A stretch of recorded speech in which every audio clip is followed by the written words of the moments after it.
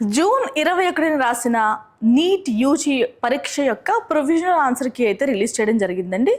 ఈ ఆన్సర్ కీలో ఏముంటాయంటే ఆన్సర్స్తో పాటు మీకు ఏమైనా మార్క్స్ యాడ్ అవుతాయా అనే ఇన్ఫర్మేషన్ కూడా దాగి ఉంటుంది.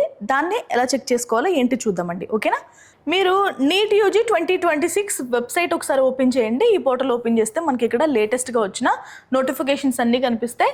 Challenge of provisional answer key for national eligibility cum entrance test. మీరు ఏదైతే ఎగ్జామ్ రాశారో దానికి ఇది ప్రొవిజనల్ ఆన్సర్ కీని ఛాలెంజ్ చేయడం, అది కూడా మాట్లాడుకుందాం. తర్వాత provisional answer key for NEET UG. మనం రెండు ఓపెన్ చేద్దామండి. ఓకేనా, ఫస్ట్ మనం ప్రొవిజనల్ ఆన్సర్ కీ చూద్దాం. ఇది కీ, అన్ని సెట్స్ ఉంటాయి, అన్ని సెట్లకు సంబంధించిన ఆన్సర్స్ కూడా ఉంటాయి. ఓకేనా, ఇది booklet code 50. Okay,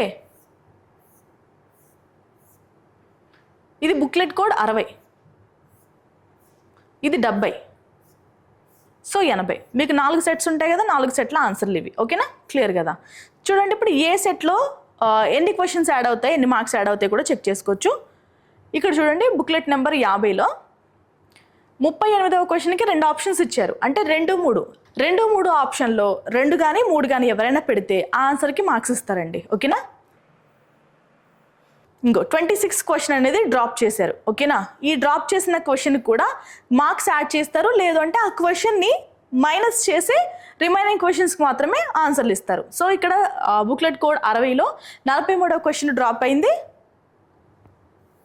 next booklet code 70లో 40వ క్వశ్చన్ డ్రాప్ అయిందండి. ఓకేనా, అండ్ 22 క్వశ్చన్ 3, 4 ఆప్షన్స్ అయితే ఇచ్చారు. ఇక్కడ కూడా మనకి 2 ఆప్షన్స్ క్వశ్చన్ కూడా ఉంటుంది, ఒకసారి చూడండి. బుక్లెట్ కోడ్ 36లో 1, 4 ఆప్షన్స్ అయితే ఏది పెట్టినా కూడా కరెక్టే, మార్క్స్ అయితే ఇస్తారు. ఇంకా బుక్లెట్ కోడ్ 80లో సెకండ్ క్వశ్చన్ డ్రాప్ చేశారు. 5వ క్వశ్చన్కి 1, 2 ఏది పెట్టినా కూడా మార్క్స్ యాడ్ అవుతాయి. ఓకేనా,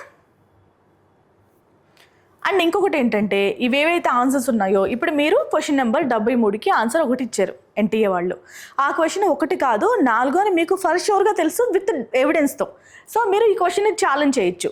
మనం పెట్టిన ఆన్సర్స్లో వాళ్ళు ఏదైనా తప్పుగా కరెక్షన్ చేశారనుకోండి, ఆన్సర్ మనకి క్లియర్గా తెలుసు, మన దగ్గర డాక్యుమెంట్స్ కూడా అంటే ఎవిడెన్స్ కూడా ఉంది. మనం ఎన్టీఏని ఛాలెంజ్ చేయొచ్చు.